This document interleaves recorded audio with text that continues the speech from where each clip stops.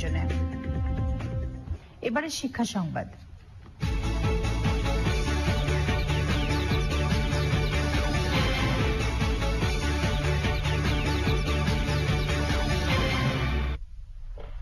SSC পরীক্ষার ফলাফল প্রকাশের পর উত্তরপত্র চ্যালেঞ্জ করে আবেদনের সংখ্যা অতীতের সব রেকর্ড ভেঙে ফেলেছে।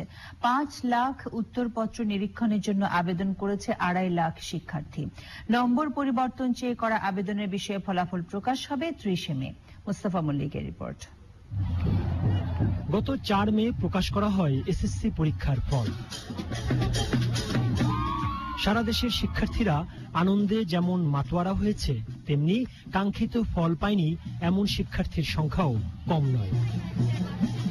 আন্তঃশিক্ষা বোর্ড বলছে, কাঙ্ক্ষিত ফল না পেয়ে 2,66,340 জন পরীক্ষার্থী প্রায় 5 লাখ উত্তরপত্রের নম্বর পরিবর্তন চেয়ে আবেদন করেছে। ঢাকা শিক্ষা বোর্ড বলছে, জিপিএ পদ্ধতি চালুর 17 বছর পর এবার প্রথম নম্বর দেখার সুযোগ পেয়েছে শিক্ষার্থীরা। পুনর্নিরীক্ষণের কিন্তু এবছর দেখা যাচ্ছে যত মার্জিনাল নাম্বার আছে, বিভিন্ন পর্যায়ের মার্জিনাল নাম্বার, এটি তারা জেনে যাচ্ছে এবং তারা ভাবছে যে 1 নম্বর দিলে 2 নম্বর দিলেই তো আমার ফলাফলের ম্যাসিভ চেঞ্জ এসে যাবে, আমি যেটা ডিজায়ার করছি সেটা এসে যাবে। এবং এই জন্য তারা নম্বর পাওয়ার কারণে, মার্কস পাওয়ার কারণে এই আবেদনকারীর সংখ্যা বেড়ে গেছে।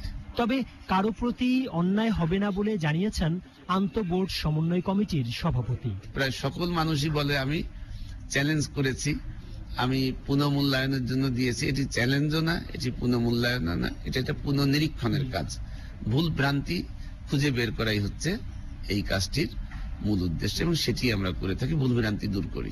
ঢাকা বোর্ডের তথ্য অনুযায়ী এবার এসএসসি পরীক্ষার ফলাফল পুনঃনিরীক্ষণের আবেদন করেছেন 55,330 জন শিক্ষার্থী।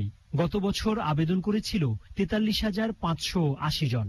গত 7 বছরে এসএসসি পরীক্ষার ফলাফলে সবচেয়ে কম পাশের রেকর্ড হয়েছে। কমেছে পাশের হার ও জিপিএ 5 পাওয়ার সংখ্যা। Mustafa Mallik, channel I, Dhaka. এবারে নিটল টাকা আন্তর্জাতিক সংবাদ।